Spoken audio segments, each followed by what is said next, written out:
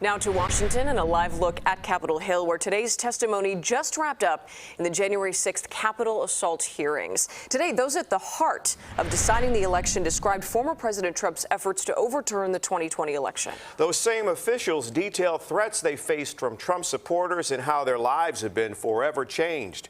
CBS News Skyler Henry reports from Capitol Hill. Tuesday, the House January 6th committee argued former President Donald Trump and top aides pushed officials in key states to overturn the election in his favor, despite warnings it could lead to violence. The president's supporters heard the former president's claims of fraud and the false allegations he made against state and local officials as a call to action. One gentleman that had the 3 bars on his chest, and he had a pistol. Arizona State House Speaker Rusty Bowers faced threats after he resisted pressure from Mr. Trump and his attorney at the time, Rudy Giuliani, to replace Arizona's electors.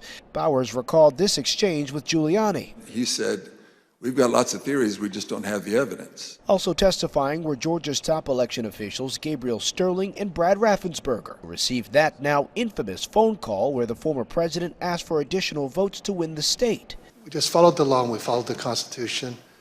And at the end of the day, President Trump came up short. A 2020 Georgia election worker said she and her family were physically accosted and faced death threats after Mr. Trump and Giuliani made false accusations about a scheme involving a ballot. Wishing death upon me, saying things like, "Be glad it's 2020 and not 1920. During Tuesday's hearing, the committee also publicly ramped up scrutiny on the actions of some of their Republican colleagues.